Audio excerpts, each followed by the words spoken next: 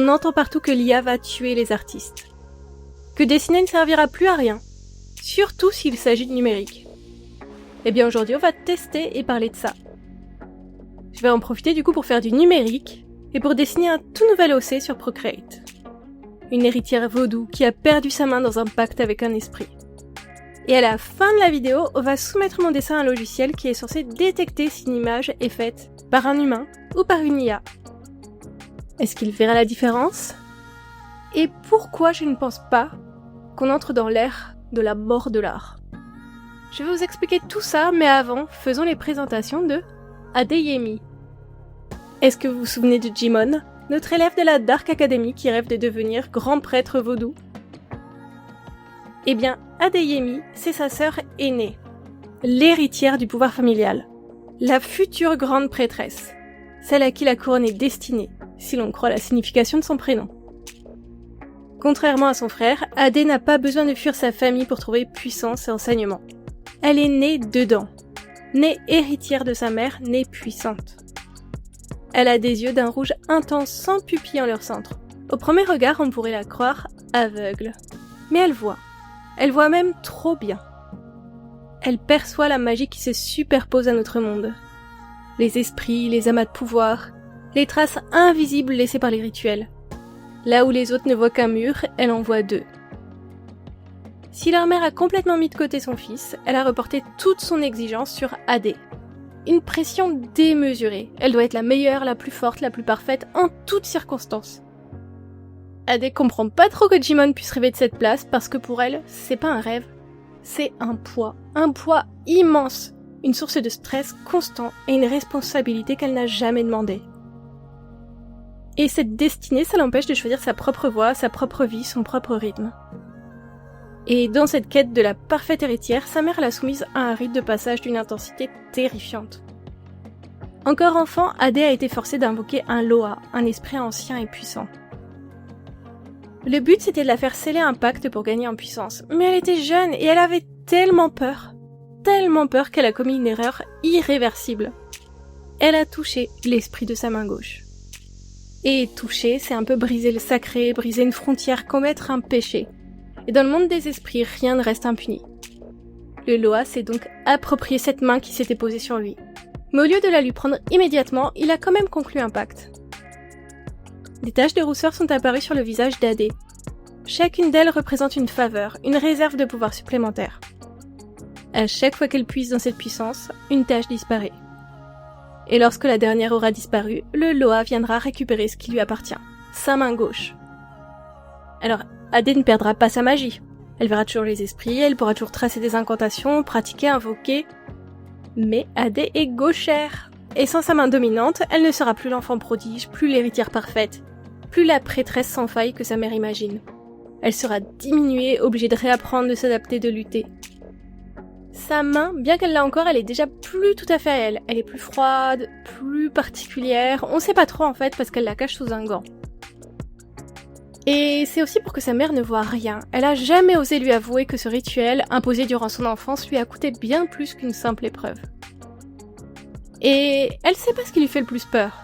Que sa mère se sente coupable ou qu'elle soit juste déçue. Et malgré toute cette pression, Adeyemi, elle fait tout pour être à la hauteur. Elle est silencieuse, responsable, travailleuse, forte en apparence, mais profondément inquiète de l'échéance qui approche et de chaque tache de rousseur qui s'efface. Parce que vous allez me dire, oui, mais pourquoi elle utilise sa magie alors ? Parce qu'elle a pas dit à sa mère que quand elle aurait fini d'utiliser toutes ces taches de rousseur, elle aura perdu sa main. Donc en fait, sa mère, elle voit un rituel réussi et une fille qui a une réserve de pouvoir sur le visage, qu'elle lui impose souvent d'utiliser. Enfin, imposer, pas vraiment, mais elle lui donne des missions qui sont difficiles à réaliser sans ses faveurs. Et franchement, c'est assez amusant de créer un personnage aussi inquiet pour l'avenir dans un monde où les artistes sont eux-mêmes si inquiets pour le leur. Avant de vous expliquer ma vision de l'avenir de l'art, je vais vous présenter rapidement pourquoi les artistes ont peur de l'IA. Le point qui fâche le plus, c'est l'entraînement des IA. L'IA ne produit pas des images qui sortent de nulle part, elle a été entraînée sur des milliards d'images récupérées en ligne. Des images non libres de droit, des images d'artistes qui sont en quelque sorte des images volées. Et non, je sais que c'est une pensée courante, mais poster une image sur internet, ça fait pas perdre les droits d'auteur à l'auteur. Il en reste propriétaire et personne ne peut légalement l'utiliser sans son autorisation. Et du coup, le problème c'est que l'IA les a utilisées et elle va mixer des milliers d'images ensemble. Le rendu va pas forcément ressembler à une image particulière. Bon, ça peut arriver en fonction du prompt, hein. On connaît tous les prompts Ghibli qui sont passés ces derniers temps. Mais bon, je généralise, n'entrons pas dans les cas particuliers. Donc que le résultat est un mix, on peut pas vraiment parler de vol. Mais le fait que l'IA ait été entraînée sur ces œuvres sans autorisation, c'est là où le vol existe. Beaucoup d'artistes pensent que les IA ont été entraînées illégalement avec leur travail, et qu'ensuite elle va venir les remplacer. Alors même si l'art ça vous touche pas directement, il faut être honnête, c'est pas juste. Hein. Et l'émotion qui en découle, elle est légitime. Après il y a aussi la rapidité et l'accessibilité. Une IA elle peut produire une image en quelques secondes avec un simple prompt, parfois même gratuitement, et elle peut générer des dizaines d'images en quelques minutes. Un artiste, lui, il apprend pendant des années, il fait des recherches pour chaque projet, des croquis, des échanges avec le client, des corrections. Alors forcément, si t'es pressé et que t'as pas beaucoup de budget, bah tu vas choisir l'IA. Alors je précise aussi qu'il faut faire très attention, parce que pour l'instant, on n'a pas encore défini si l'IA avait un droit d'auteur ou non. Et là, je crois que j'ai vu passer une info aux États-Unis, comme quoi, sur un procès, il a été décidé que le droit d'image ne pouvait pas s'appliquer sur un rendu d'IA. Donc bon, si vous utilisez l'IA, sachez que potentiellement, dans les mois ou dans les années à venir, ça vous appartiendra pas. N'importe qui pourra réutiliser pour en faire des goodies, des prints, tout ce qu'ils veulent. Et puis bon, il y a quelques années, les images d'IA, elles étaient risibles, pleines de doigts étranges, incohérences. Aujourd'hui, honnêtement, à notre niveau, le résultat, il est souvent spectaculaire. Et franchement, ça fait que de s'améliorer. En toute une vie, certains artistes, ils arriveront jamais à produire un tel niveau de rendu. Et faut pas se le cacher. Il y a plein de gens qui vont dire « Ouais, mais l'IA, c'est moche. » Franchement, c'est pas vrai. Tu peux faire des trucs magnifiques avec l'IA. Alors pourquoi faire appel à un artiste, si on peut avoir mieux, plus vite, moins cher? Alors oui, il y a des contrats qui vont se perdre. Il y a des artistes qui vont devoir arrêter leur métier. Et même pire, il y a des nouveaux artistes qui verront jamais le jour. Parce que pourquoi mettre de l'effort dans quelque chose qu'on peut obtenir en une phrase bien structurée? Et j'en profite aussi pour rappeler l'impact écologique titanesque de l'IA. Créer une seule image mobilise des serveurs, des data centers, de l'électricité, de l'eau. À l'échelle de millions d'images générées chaque jour, l'impact est réel et c'est violent. Et il faut vraiment être très égoïste ou porter des œillères pour se dire que c'est pas grave, ça nous concerne pas. Oui, il y a des raisons d'avoir peur. Mais maintenant, voilà mon point de vue sur l'avenir de l'art. Je suis pas voyante, je peux me tromper, mais je me base un peu sur le passé, l'arrivée de la photographie, du streaming et tous les bouleversements de ce genre-là. Pour moi, on se trompe en imaginant la mort des artistes. Le monde va continuer à utiliser de l'IA, oui. Mais on sera enseveli sous un flot d'images. Affiches, pubs, films, créations et tout ça produit par IA. L'abondance, ça crée la dévalorisation, le désenchantement. En fait, petit cas pratique. Quelle valeur donner à une image produite par un simple prompt ? Est-ce que ça vous donne envie de l'encadrer chez vous ? Ou d'aller l'admirer dans un musée ? De la transmettre aux générations suivantes ? Franchement, je pense pas. L'être humain ne s'intéresse pas à l'art uniquement pour le visuel. Quelqu'un qui aime vraiment l'art, il va aussi s'intéresser à l'artiste, à son histoire, à son processus, à sa création. Et tout ça, ça va reprendre de la valeur. Comment ça a été fait ? Par qui ? Avec quoi ? Pendant combien de temps ? Avec quelles contraintes ? Pourquoi ? Qu'est-ce que ça raconte ? Quel lien avec l'artiste, avec nous, avec le message transmis ? Donc oui, certains artistes vont arrêter à cause de l'IA. Et certains ne commenceront jamais. Le marché va se tendre, le nombre d'artistes va diminuer. Et la rareté, l'exception, c'est ça qui crée de la valeur. L'art humain, entre guillemets, ça va devenir plus rare, plus précieux. Un peu comme l'artisanat face à la production industrielle. Dans un océan de millions d'images générées par IA chaque jour, une œuvre humaine devient un objet rare, unique, presque précieux, collector. Un jour, il y aura une overdose des images d'IA. Et il y aura aussi un retour vers l'humain, vers le processus, et principalement vers l'art traditionnel. L'art numérique est celui qui va être le plus mis à mal, c'est clair.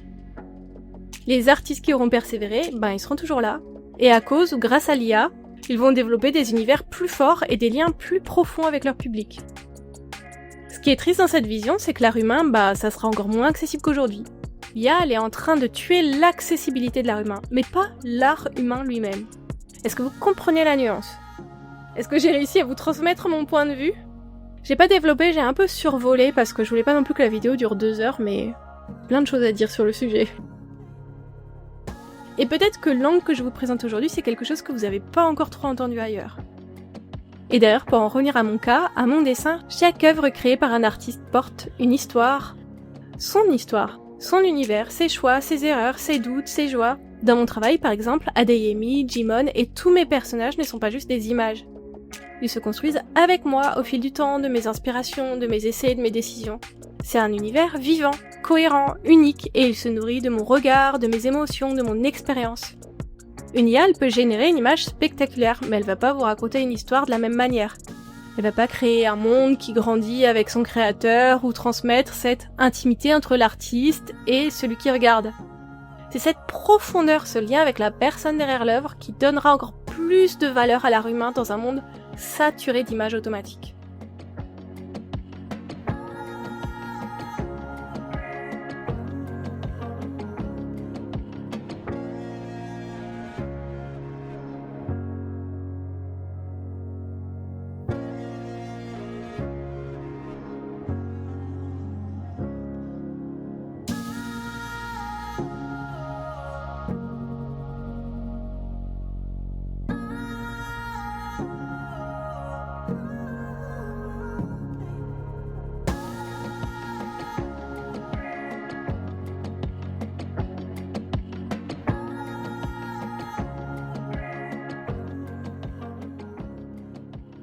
Et maintenant, il est venu le temps de tester mon dessin. Mais avant, pour avoir un comparatif juste, on va tester une image d'IA pour voir si déjà c'est capable de reconnaître si une IA a bien fait ce dessin. Et comme je voulais pas générer une image d'IA, parce que c'est un peu contre tous mes propos, je suis allée sur Pinterest et j'en ai trouvé une qui était estampillée, modifiée avec l'IA. Et donc on la teste. Bon, ça m'a l'air relativement fiable, environ 75% fait par IA. On voit qu'il y a quand même une grosse marge d'erreur, 25% c'est quand même pas mal. Donc voyons avec le mien. Est-ce que mes 10 heures de travail vont passer pour de l'humain ou pour de l'IA? Est-ce qu'il existe encore une différence? Alors, qu'est-ce que vous pensez du résultat? Vous vous y attendiez? Il y a 30% de marge d'erreur. C'est quand même pas mal. Je veux dire, dans les deux cas qu'on a choisis, on arrive quand même à trouver la bonne réponse. Un dessin est fait par IA, un dessin est fait par un humain. Ça a l'air de marcher. Mais je pense qu'il faut quand même faire très attention. Parce qu'on voit quand même que les marges d'erreur sont grosses et je pense que petit à petit, elles vont se réduire. Parce que l'IA, elle va apprendre à de plus en plus à faire quelque chose qui ressemble à du traditionnel. À de l'humain, entre guillemets. Et ça veut dire quoi aussi? Ça veut dire que quelqu'un qui fait quelque chose d'hyper parfait et de répétitif, il va être estampillé IA. Donc voilà, je pense qu'il faut un peu se méfier. Pour l'instant, c'est relativement fiable, mais pas une valeur sûre à 100%. Du coup, qu'est-ce que vous pensez de tout ça? Vous, c'est quoi votre avis sur le sujet, sur l'IA, tout ça, sur l'avenir de l'art? J'ai hâte de vous lire et je vous dis à bientôt!